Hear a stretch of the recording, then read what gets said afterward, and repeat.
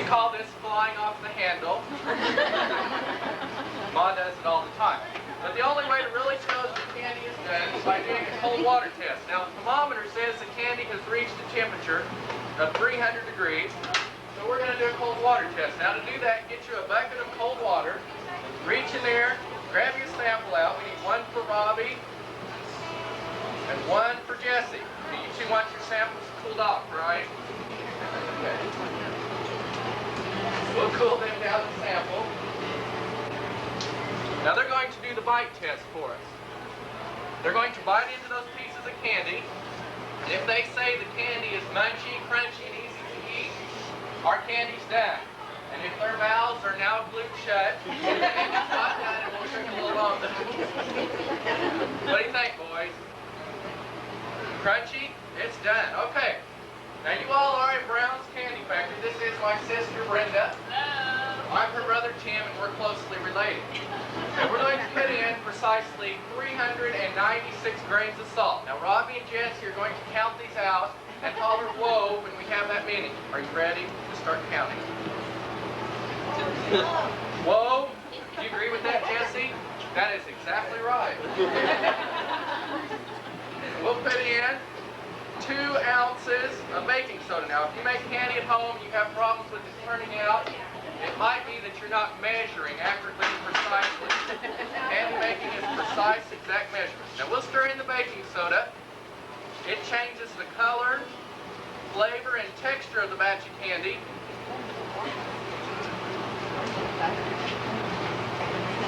And this is what it looks like.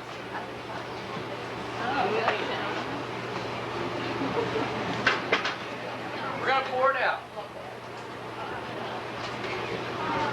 And here it is. This is what Robbie and Jesse have come all the way from Oklahoma to make for you folks.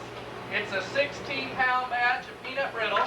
I want you all to encourage them by hollering, yum, yummy.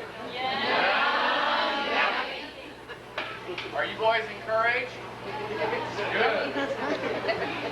I had a little talk with Ma this morning, and she said that if our health was encouraged, that meant we could give everyone in the room free copper kettle scrubbing lessons. We didn't cook our batch of candy in a copper kettle because copper is an excellent conductor of heat. It cooks the candy evenly all over. Copper makes our candy taste better, and as the candy's cooking, copper absorbs all of the calories out. This is a stainless steel water-cooled table. It's constantly cooling the batch of candy down and actually causing it to freeze up on us. We don't want our candy to do that yet, so we're going to fold the candy back together. This is what we call tempering the candy, and it's just mixing hot and cold candy together, getting it all one even temperature. But you don't want to fold your batch of candy too long, because as you're folding it together, it is constantly cooling down and freezing up. And Sis and I have learned from experience that if the candy freezes up on us in this shape, we cannot eat it. But these make nice doorstops and paperweights. And what we'll do now is take our piece of candy, cut it into 2 smaller pieces, roll each piece out, and stretch it by hand. Isn't this fun? Yeah. Did you hear all the fun they're having, Sis? Yeah, I did. Do you know what that means? Yes, I did. What? They can hardly wait to rush home and start making 16-pound batches of peanut brittle. Yeah, they can't do that though. Why not? They don't have our secret family recipe. I can give it to them. Yeah, let them have it. Okay. You want to start out with 4 pounds of white corn syrup, 7 pounds of pure cane sugar, and a half a bucket of water. Then cook up to 230 degrees, put in 5 pounds of raw peanuts. Cook it up to 300 degrees and add 396 grains of salt and 2 ounces of baking soda. Are there any questions? Good. Okay. Next, you'll want to take your little roller and roll your candy out as thin as you can get it. And you cannot roll your candy thin enough to eat, so you're going to have to stretch it out. Before you attempt to stretch your candy out, take your piece of candy and flip it over. Because the bottom side is very, very cold and froze up. The top side's hot, so flip it over. That will reverse the heat, put the hot side down, the cold side up. The heat will transfer right back up through the top side. outside, warm it up, and you'll have plenty of time to stretch it. See how Brenda's doing that? Brenda just happens to be Silver Dollar City's very best peanut brittle stretcher. They're really impressed. Would you all like to know how good she is? Yes. We're just dying to know, sis. Let them have it. Well, I hate to brag, Yeah. but on a good day, I can take these 16-pound batches of peanut brittle and stretch them to 21 pounds. It's really stretching it, isn't it? Good, huh? I've got a good reason for doing that, though. What is it? It's our Ma. Ma? You know that redheaded lady? Yeah. Yeah. She told us kids a long time ago that the thinner we switch the brittle, the faster it'll cool down and the sooner. You all will get a free sample. You all are supposed to go, yay! Now you want to know what I was really supposed to say?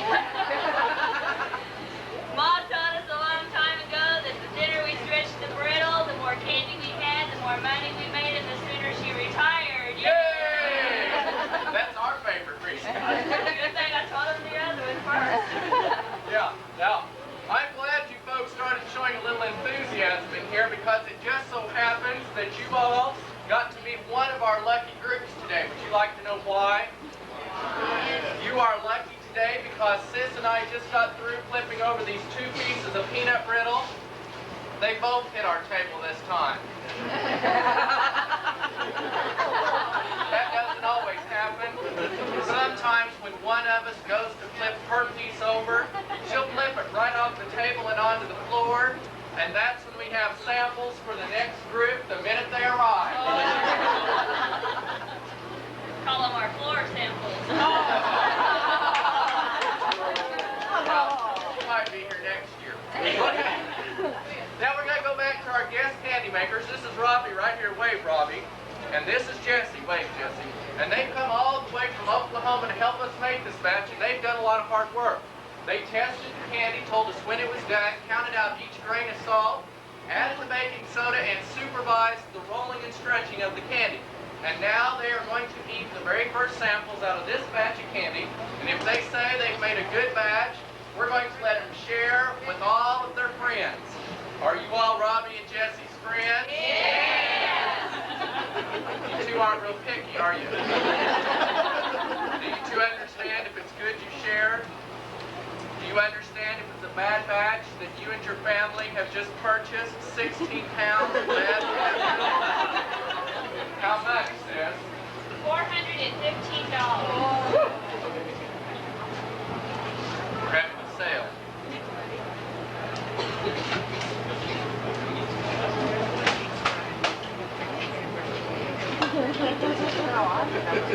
Okay, boys, have you made the decision? Is it a good batch? Oh, sis, another good batch. What a surprise. Robbie and Jesse, is that candy good enough to share with all your friends? Would you two like to share with them? Okay, start breaking up your samples. I'm just teasing. We're going to share some of our candy with your friends if they want it. If you folks would like to have a sample of peanut brittle, we would like to hear a yo. Yo! I said if you all want a sample, let's hear a big loud yo. Yo! Wasn't that beautiful, boys? Have you two ever seen so many yo-yos? For all your friends. We do want to thank you all for coming in and watching us make this batch of candy. We want to especially thank Robbie and Jesse for helping us. These certificates identify them as the candy makers on this batch in case you all have any complaints. Let's give them a hand. They did a real good job. There will be samples at both ends of the platform. Please just take one sample each, though. We are not serving lunch in here today.